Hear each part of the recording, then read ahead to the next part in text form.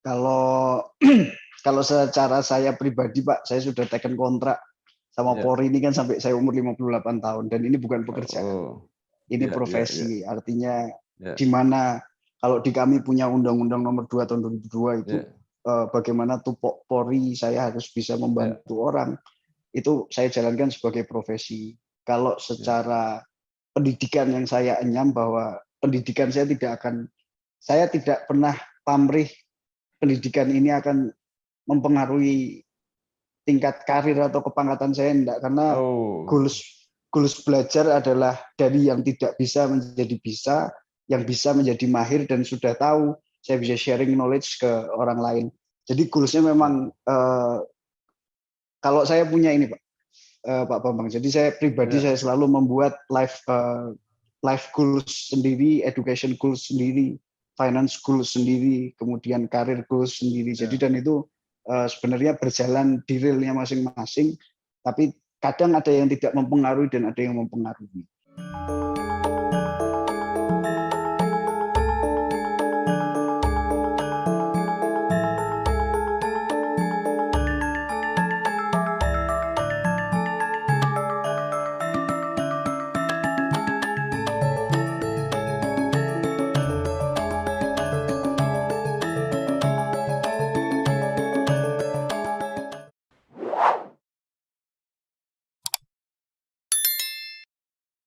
Kudus kotaku, kota kudus, kota wali, kota santri endah bagus. Menara dhuwur ana ing tengah-tengahe kutha, tinggalane para wali lan ulama.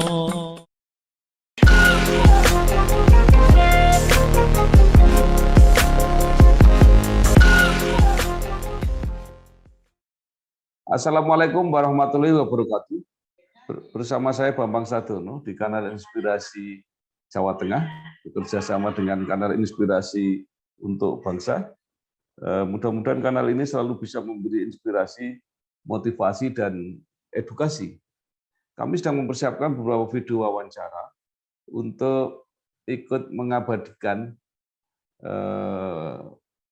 kinerja, prestasi, capaian yang sudah dilakukan oleh Bapak Dr. Haji Mustafa SE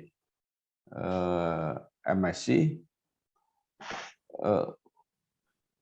Bapak Dr.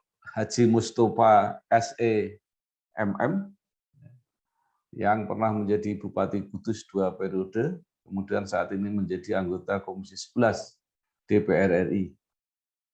Hasil wawancara ini selain akan kami tayangkan melalui kanal Inspirasi Jawa Tengah dan Inspirasi untuk Bangsa, juga rencana akan kami bukukan.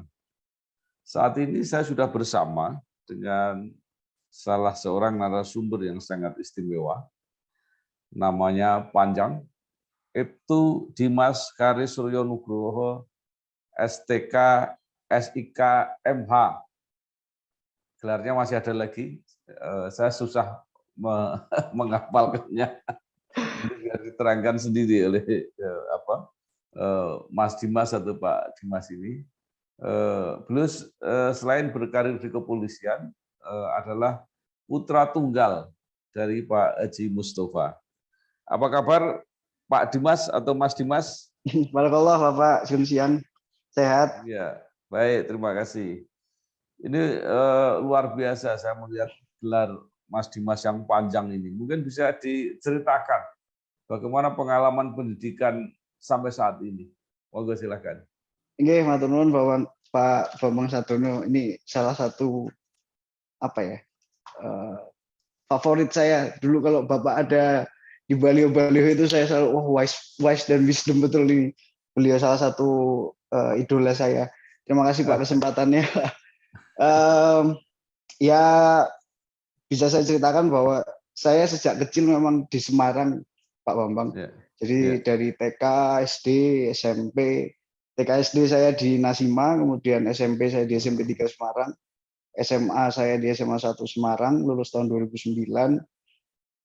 Kemudian saya sempat sekolah dulu di Undip, saya kuliah dulu di Undip, jadi lulus enggak langsung daftar Akpol. 2009 saya Undip, kemudian saya pindah ke Kalimantan Timur. berpisah dari bapak, awal berpisah dari bapak dan ibu di 2009 karena saya harus mendaftar dari Kutai Kartanegara, Kalimantan Timur.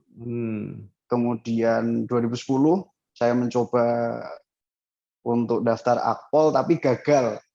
Kemudian saya memilih untuk tidak pulang pada saat itu. Saya bilang sama bapak ya, saya menyebut Pak Mus bapak.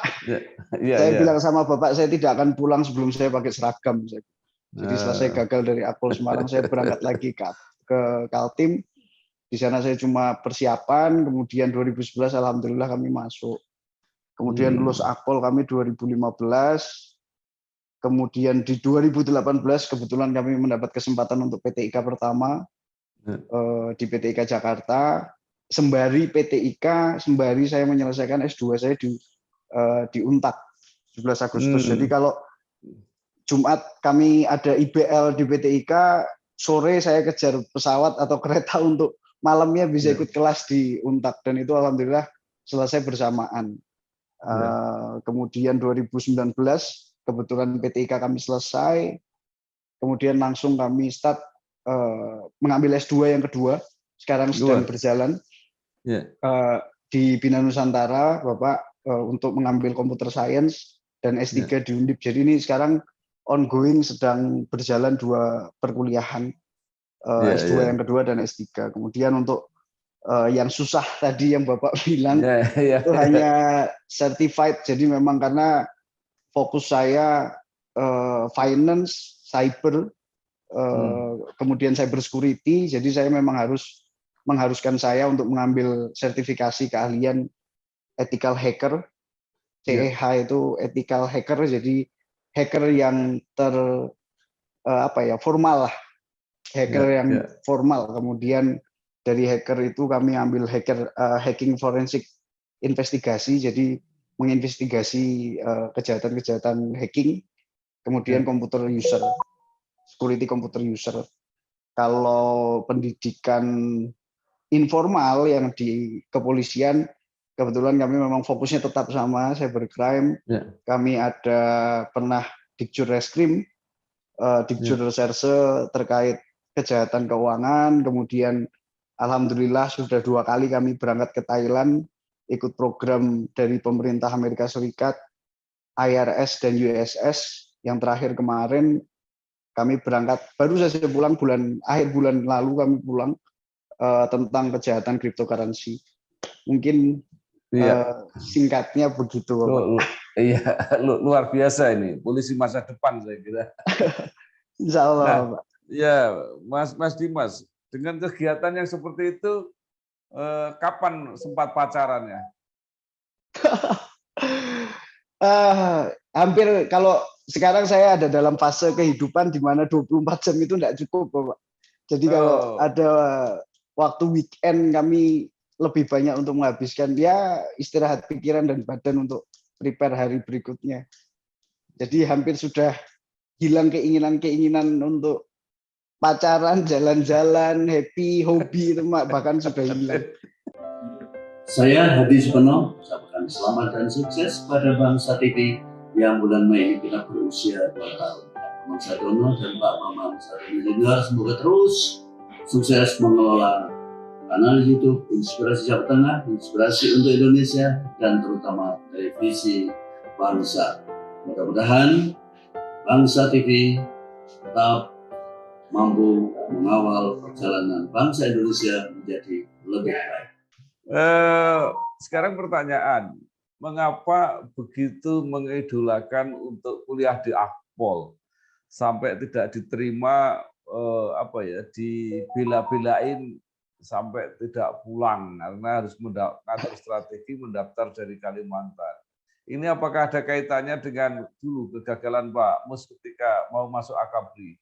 Nah, ini lucu, Bapak. Jadi satu cerita bahwa 2010 itu ketika saya mau pantokir, jadi tes pusat, saya kebetulan ibu datang ke sana, datang ke Kaltim, kemudian kami makan malam. Di saat makan malam itu, padahal sudah fase terakhir nih Pak, tinggal berangkat ke tes pusat.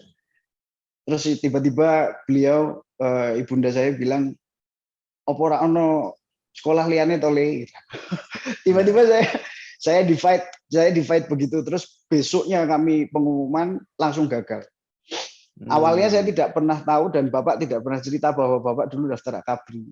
Jadi tidak pernah ada, kalau saya bilang malah Bapak Ibu tidak pernah menginginkan saya masuk Akpol, intinya sih begitu.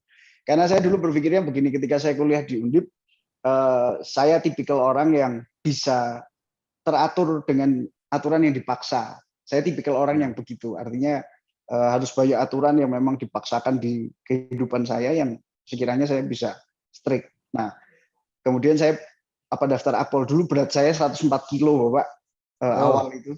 Jadi sempat Bapak berpikir, oh enggak, tenan apa beneran nggak nih gitu, serius enggak kamu mau daftar Akpol. Nah, kalau hubungannya dengan Bapak waktu itu, sekali saya melihat Bapak apa bahasanya, ya seperti kalau bahasa anak, saya bisa memfasilitasi cita-cita Bapak yang tidak tercapai itu ketika Praspa 2015. Jadi kebetulan selama 4 tahun saya tidak pernah melibatkan wanita, dalam hari ini ya pacar atau apa dan lain sebagainya. Jadi saya fokus 4 tahun itu untuk apa ya? Prinsip saya dulu pokoknya yang akan terlibat dalam proses ini hanyalah Bapak dan Ibu saja. Nah, ketika Praspa itu Bapak datang, ya Bapak itu kan gengsinya tinggi ya. Kalau sama saya ya, kalau sama saya itu kan gengsinya tinggi sekali.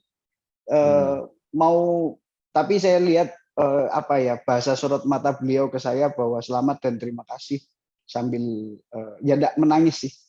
Mau nangis mungkin ya, mau nangis karena mungkin dalam hati beliau, cita-cita saya ada yang meneruskan, intinya begitu.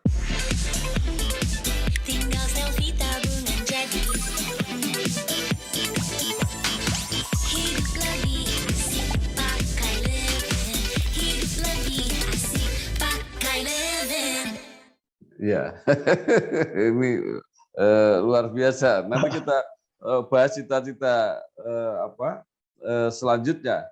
Ya. Nah, sekarang pertanyaannya begini, sampai sekarang masih belajar terus. Kalau tadi dikatakan sekolah di PTIK sambil menyelesaikan S2 di Untak, tapi kan sekarang masih sekolah S3, kemudian S2 di bidang komputer, dan harus bertugas kan sekarang. Sudah jadi berkarir di kepolisian. Gimana cara ngatur waktunya? Saya pribadi sih seringnya membuat skala prioritas ya Pak. Jadi kalau misalnya kalau cara membagi waktu yang ada, terkadang pada satu fase saya harus mengerjakan 2-3 pekerjaan sekaligus. Kemudian sebenarnya tidak ada cara yang fix pasti. Yang penting saya membuat deadline, kemudian apa yang harus menjadi pekerjaan utama, profesi utama, kemudian kuliah, goals-nya tetap harus finish secara bersamaan, minimal tepat waktu sesuai planning. Kalau untuk yang kegiatan saya harus bagaimana itu, ya membagi waktunya, yang penting kegiatan dan pekerjaan dan tugas sekolah harus sama-sama selesai. Ya. Nah, sekarang supaya ada gambaran, mungkin penugasan di kepolisiannya mungkin bisa diceritakan. Oh, sejak awal sampai sekarang apa yang dilakukan? Jujur saya pakai seragam itu baru 2019 Bapak, dari 2015. 2015 sampai 2018 kebetulan kami jadi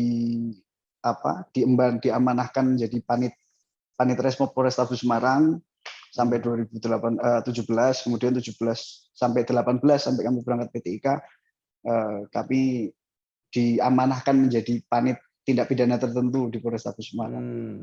Nah, setelah 2018 PTIK sampai sekarang saya baru ya sebelumnya uniform, sekarang uniform. Ya uniform ini sebenarnya membuat memang sengaja saya pilih untuk pertama bisa saya ketemu sama Bapak Ibu dengan intensitas yang lebih tinggi, karena dulu sangat amat sulit saya ketemu Bapak dan Ibu dalam satu meja bersamaan, dan juga ya termasuk S3 ini salah satunya janji saya ke Ibu saya dan ke Bapak bahwa saya akan menyelesaikan S3 saya. Kalau secara bidang ya memang saya memang concern untuk di reserse kriminal, kejahatan, awalnya kejahatan jalanan, kemudian ke tindak pidana tertentu, termasuk di dalamnya saya bergerak. Saya, Sasongko Tejo, mengucapkan selamat ulang tahun yang kedua kepada Bangsa TV dan kanal YouTube Inspirasi Bangsa dan Inspirasi Jawa Tengah yang dikelola oleh Bambang Sadono, wartawan senior. Semoga sukses dan semoga mendapatkan respon atau mendapatkan tempat di hati masyarakat Jawa Tengah dan masyarakat Indonesia pada umumnya. Iya, kalau menurut tren yang dipelajari sih ini apa ya? Tadi saya sampaikan polisi masa depan karena dunia kita nggak mungkin akan terlepas dari dunia cyber itu. Kelihatannya Betul. semua bidang di situ kelihatannya. Nah, Betul, sekarang Pak. pertanyaan saya begini, sekarang masih sekolah lagi dokter ya. Nah, Iya, Pak. saya membayangkan ke depan itu ada persimpangan-persimpangan yang harus dipilih. Mungkin sulit. Apakah tetap berkarir sebagai polisi sehingga sampai menjadi perwira tinggi kepolisian, atau karena Bapak dulu ketika bercita-cita di Akmil, di Akabri waktu itu hanya antara, karena membayangkan bahwa waktu itu bertanya, yang jadi Bupati Kudus itu adalah tentara. Yeah. Jadi pengen jadi sekolah itu antara untuk menjadi bupati. Itu cita-citanya. Gitu ya. Tapi kan sebelumnya juga bisnis, ada asuransi, ada perbankan. Nah, pertanyaan saya, apakah Mas Dimas ini nanti tidak tertarik ya? Apakah itu di bisnisnya atau bahkan mungkin di politiknya? Apa tetap konsisten di karir kepolisiannya? Kalau secara saya pribadi, Pak, saya sudah teken kontrak sama Polri ini kan sampai saya umur 58 tahun dan ini bukan pekerjaan. Ini profesi. Artinya di mana kalau di kami punya Undang-Undang Nomor 2 Tahun 2002 itu bagaimana tupok Polri saya harus bisa membantu orang, itu saya jalankan sebagai profesi. Kalau secara pendidikan yang saya enyam bahwa pendidikan saya tidak pernah pamrih pendidikan ini akan mempengaruhi tingkat karir atau kepangkatan saya, enggak, karena goals belajar adalah dari yang tidak bisa menjadi bisa, yang bisa menjadi mahir, dan sudah tahu saya bisa sharing knowledge ke orang lain. Jadi goalsnya memang kalau saya punya ini, Pak Bambang. Jadi saya pribadi saya selalu membuat life goals sendiri, education goals sendiri, finance goals sendiri, kemudian karir goals sendiri. Jadi dan itu sebenarnya berjalan di realnya masing-masing, tapi kadang ada yang tidak mempengaruhi dan ada yang mempengaruhi. Kalau ke depan memang ya 5-10 tahun, 15 tahun yang akan datang, saya tetap harus goal saya mendalami keahlian saya ini. Entah nanti ketika selesai saya jadi polisi, saya bisa menjadi konsultan cyber security atau apa, dan itu sekarang sangat dibutuhkan ya, lapangan field pekerjaan tentang cyber security, kemudian hacking, kemudian kejahatan finance bank, itu kan memang kemarin pun kita bahas ketika ketemu dengan US Secret Service. Bu, pinjam mobil? Boleh, tapi nanti anterin ibu arisan dulu sama isin pulsa. Transferin buat bayar arisan, terus nanti ambilin cash juga. Pinjam mobil sekali, nantinya banyak. Makanya perbanyak transaksi, kumpulkan poin, lalu tukar dengan kupon undian di BNI Mobile Banking dan menangkan hadiahnya. Gampang ya nanti.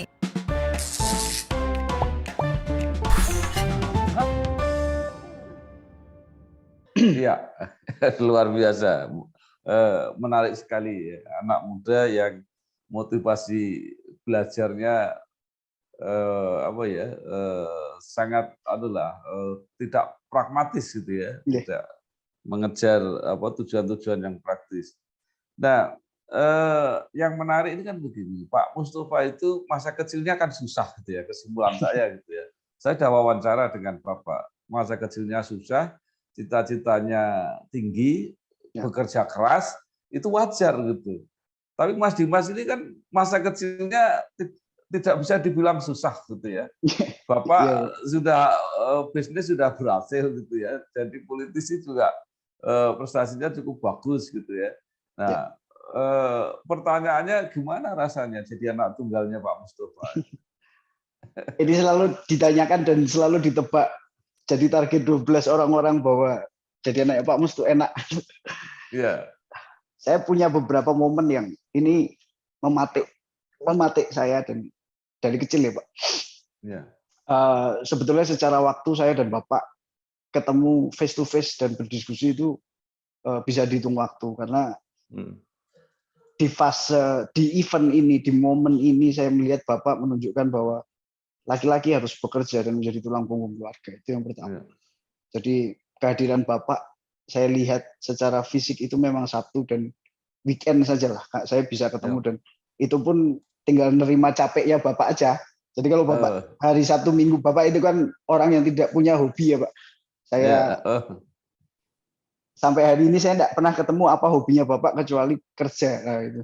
Dan ini real dan itu alhamdulillahnya kalau saya bisa bilang terima kasih ke Bapak, terima kasih sudah menurunkan hobi bekerja ke saya dan itu sangat bermanfaat sebetulnya. Kemudian saya ingat ketika saya mau hitan kelas 6 SD, itu di mana posisi transisi dari Bapak pernah, kita tidak usah berbicara keberhasilan terus lah, karena saya lebih banyak belajar ke Bapak dari event-event yang gagal pada saat itu. Saya lulus SD, saya selesai ujian nasional SD pada waktu itu, saya ke Kudus. Saya jalan, saya masih pakai seragam SD, saya ke Kudus. Di situ saya lihat Bapak sudah kosong waktu itu karena kalah. Saya cuma pilih saat itu hitan ya, zaman hitan namanya anak apalagi mungkin orang pikirannya anak tunggal gitu kan dibikin mewah gitu. Dan itu memang sudah di planning. Jadi jauh-jauh hari itu sudah di planning nanti hitan begini ya. Saya datang, saya lihat terus saya mungkin kemarin waktu diwawancara pernah cerita tentang kegagalan ini. Saya bilang Pak, sudah ayo berdiri lagi besok kerja lagi sih. Sudah kerja lagi besok. Kelas 6 SD pada saat itu. Terus waktu itu hitan saya ditanya sama Bapak mau jadi hitannya gimana? Sudah tidak usah yang neko-neko. Yang penting dokter datang ke rumah hitan selesai besok karena saya harus fokus daftar SMP pada saat itu. Dan SMP saya berpikir pada saat itu ini tidak tahu ya Pak. Saya berpikir Bapak nyuruh untuk Bapak dan Ibu Mendiko untuk daftar swasta. Saya pikir sudahlah nyari yang tidak bayar aja lah, saya bilang. Masuk negeri aja lah, saya bilang.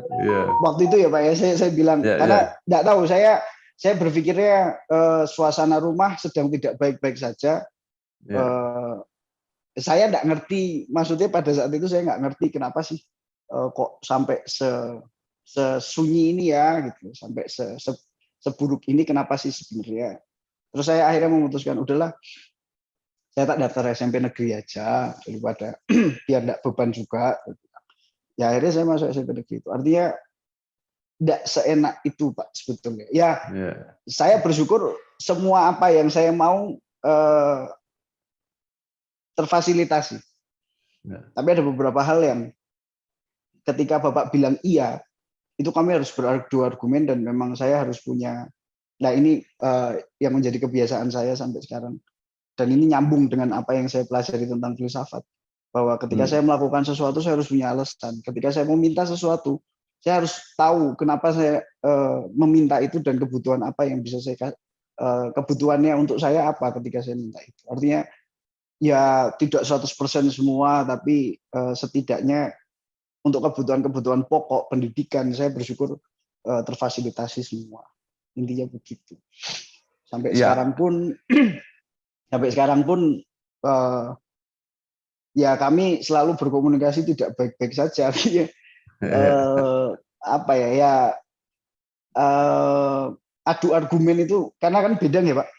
Beliau orangnya politik sentris, artinya politik science sentris. Ketika kalau saya dari 3-4 tahun ke belakang saya belajar filsafat, jadi saya berpikir lebih logis, lebih realistis. Artinya, nah inilah yang gap ini yang sering bikin kita untuk diskusi, kemudian adu argumen, dan bukan berarti kami tidak pernah diem-dieman. Artinya ya namanya beliau ini kan Beliau anak terakhir, ibu anak terakhir, saya anak tunggal. Nah ini kan batu ketemu batu ya Pak. Jadi keras-kerasnya ya akhirnya, tapi banyak hal yang besok ya politik meja makan dipakai sama beliau dan akhirnya memang reda. Saya Mindo Sianipar dengan ini mengucapkan selamat kepada Bangsa TV yang dikomandani oleh Pak Bambang Sadono. Kiranya Bangsa TV bisa melanjutkan program-programnya yang memberikan inspirasi buat bangsa ini. Terima kasih, merdeka. Ya. Luar biasa ini pengalaman ini ya. Nah, sebenarnya kan sebagai seorang anak pasti punya catatan-catatan ya. Artinya yang di luar yang serius-serius itu.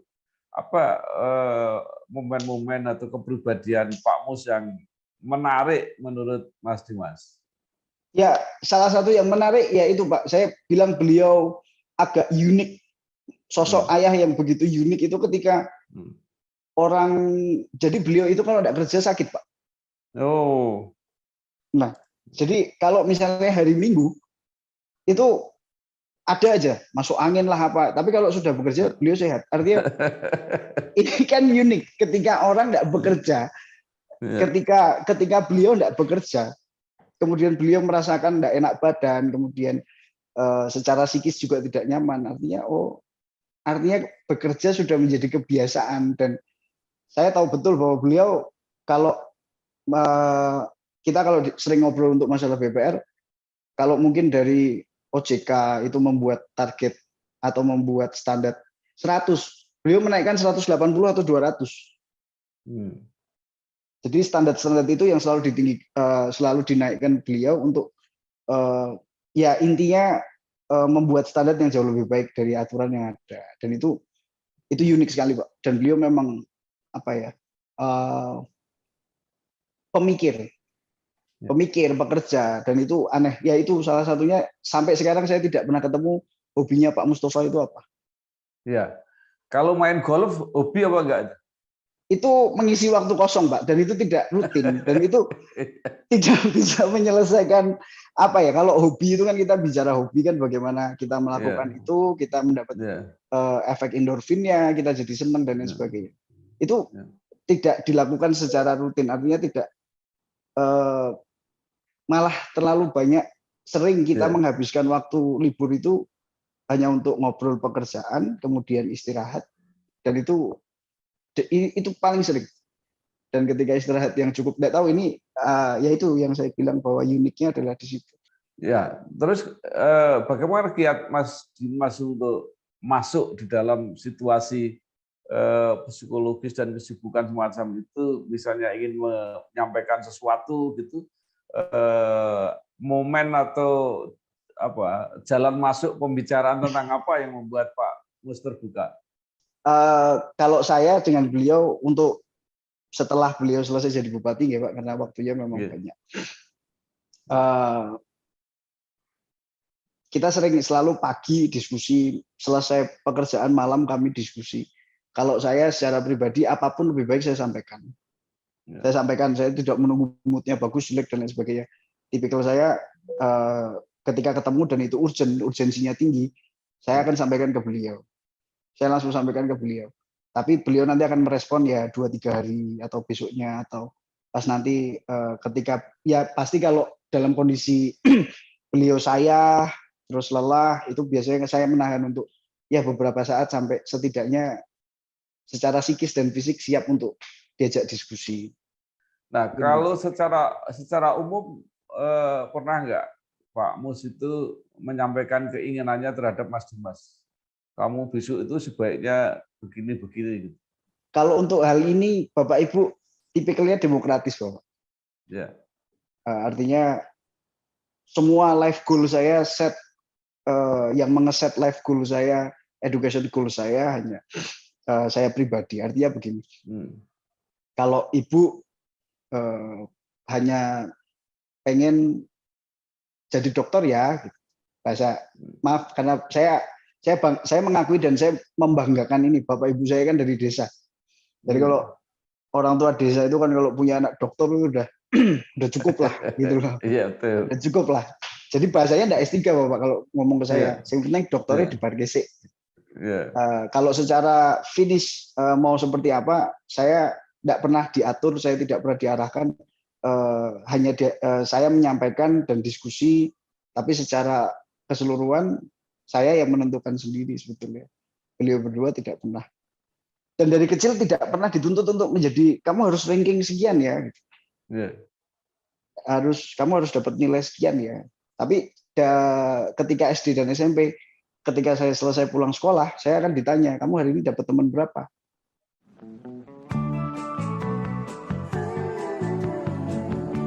Soal KPR dan punya rumah, dari dulu cuma ada satu nama, satu bank yang megang banget. Sekarang A sampai Z-nya serba digital buat kita. Cukup satu website untuk mulai cari hunian yang oke.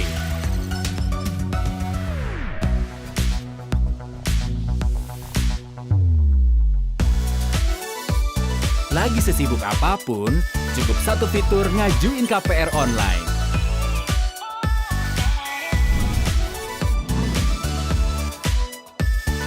Sampai satu aplikasi biar gampang bayar biaya rutin. Kini, semua ada di jarimu. Satu nama dengan pengalaman 45 tahun memimpin segmen KPR. KPR, pasti BTN. Ya. Nah, sekarang dibalik. Kalau bagi Mas Dimas sendiri, itu harapannya gitu Pak Mustafa ke depan ini seperti apa?